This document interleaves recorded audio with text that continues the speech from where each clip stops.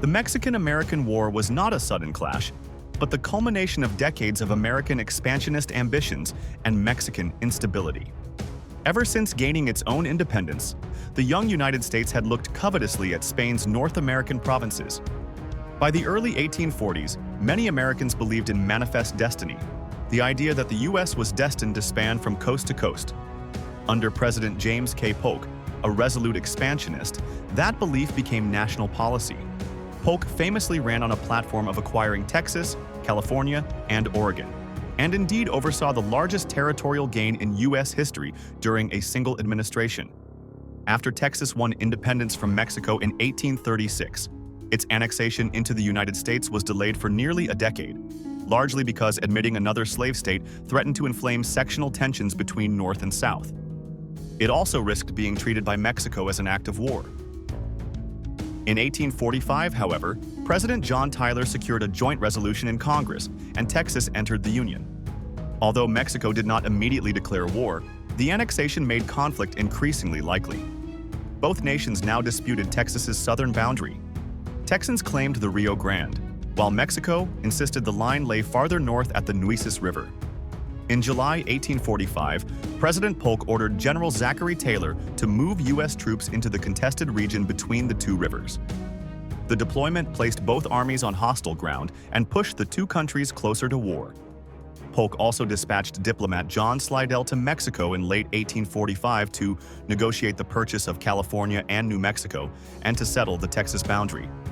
Mexico's government, deeply offended that the United States would attempt to buy its territory so soon after annexing Texas, refused even to receive Slidell.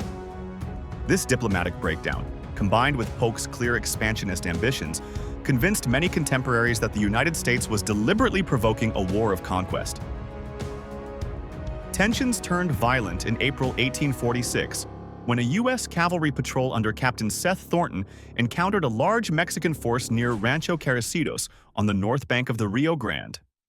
Whether accidental or intentional, the clash, later known as the Thornton Affair, ended with Thornton's dragoons surrounded in dense chaparral and compelled to surrender. The incident inflamed opinion in Washington, and President Polk quickly asked Congress for a declaration of war, which was approved on May 13, 1846. The war quickly widened. In northeastern Texas, General Zachary Taylor led a small volunteer army along the Rio Grande. On May 8, 1846, his artillery and riflemen defeated a larger Mexican force at Palo Alto, and the next day repelled another counterattack at Resaca de la Palma.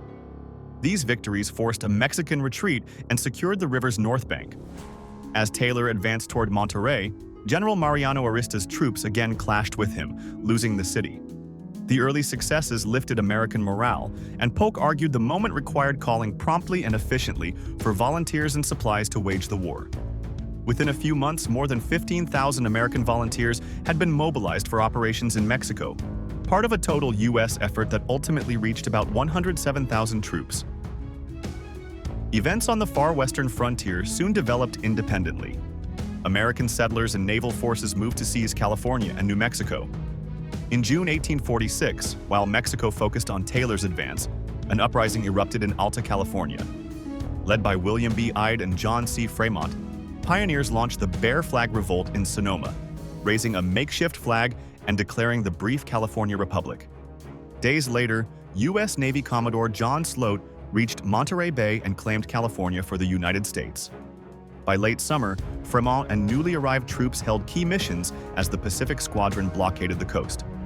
Meanwhile, Colonel Stephen Kearny marched west from Kansas, capturing Santa Fe in August 1846, with virtually no resistance and bringing New Mexico under U.S. control. By the end of 1846, both Baja California and Alta California were effectively in American hands. Political turmoil persisted in Mexico as governments rose and fell amid the war effort. Santa Anna, returning from exile in Cuba, moved to reclaim power and assembled roughly 15,000 troops, many of them inexperienced conscripts, before marching north. In February 1847, two large Mexican infantry columns attacked Taylor's entrenched position at Buena Vista, where his Army of the Northwest numbered only about 4,800 men. Using strong artillery positions and the rugged terrain, Taylor repelled repeated assaults and ultimately routed Santa Anna's forces.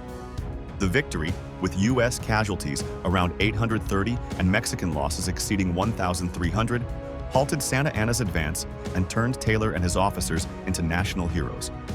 This hard-fought battle was later seen as a proving ground for many officers who would become Civil War generals.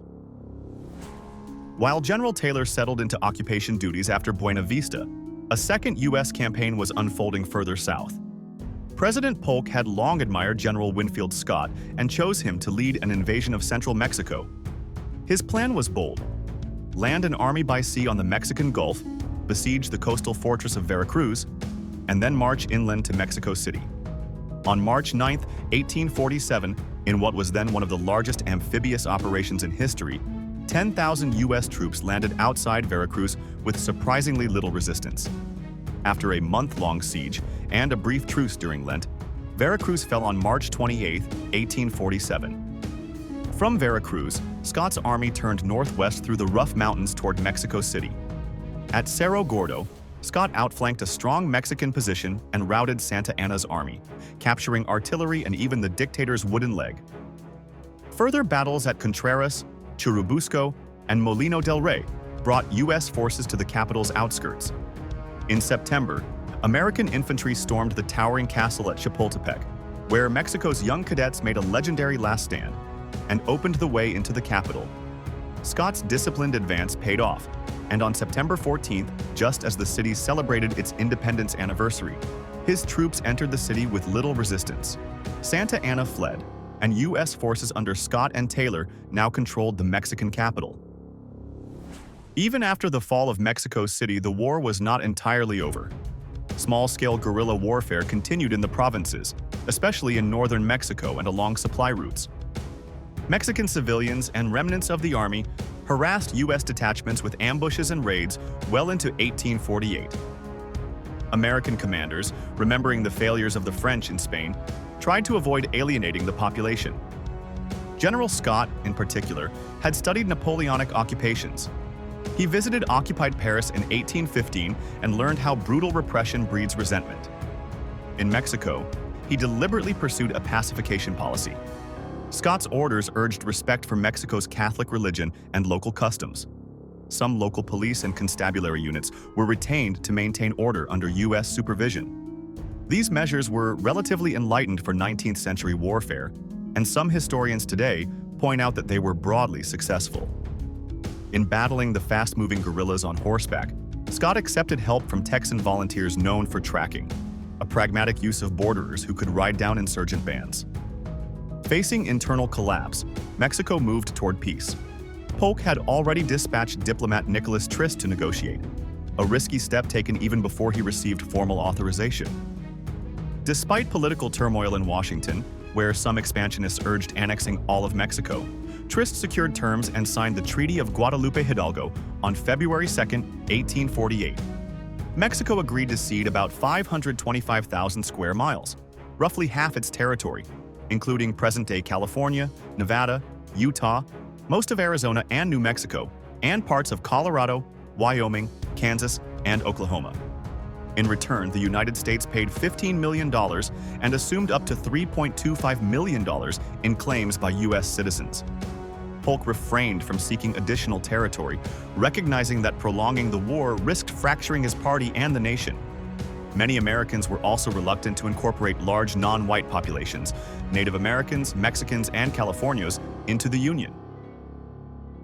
The Senate ratified the treaty by a narrow 38-14 vote on March 10, 1848, amid vehement debate. Many Whigs and a number of Northern Democrats criticized the treaty. Some saw it as too harsh on Mexico, others as not going far enough. In Texas, however, settlers were jubilant to see the Rio Grande confirmed. Thus, the war officially ended with the U.S. at its maximum continental limits at that time. Minor boundary adjustments came later in the Gadsden Purchase of 1853, which gave the U.S. small additional lands in southern Arizona and New Mexico for a future railroad in exchange for $10 million. The Mexican-American War left a deep and mixed legacy. For the United States, it achieved the greatest territorial expansion in its history. However, the triumph was tempered by significant costs and conflicts. The war's 13,000 U.S. casualties, over 2.5% of all engaged soldiers, were high for the times. Indeed, the highest proportional death rate of any war the United States has ever fought. Most American lives lost were due to disease and camp conditions rather than enemy fire, a reminder of the era's limited medical knowledge. Politically, the new territories rocked American politics. As soon as the treaty was signed, northern and southern states clashed over whether slavery would be permitted in the West. The Compromise of 1850, enacted soon after, attempted to address slavery in California and New Mexico, but only postponed conflict.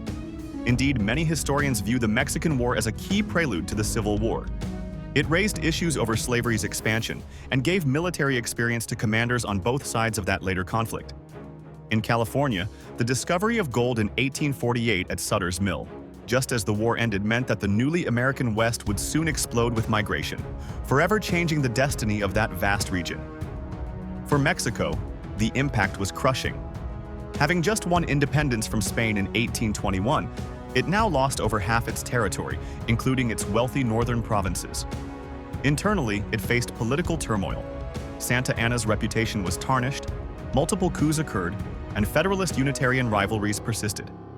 The war revealed an important divide among Mexicans over governance, and instead of peace, the country endured years of strife.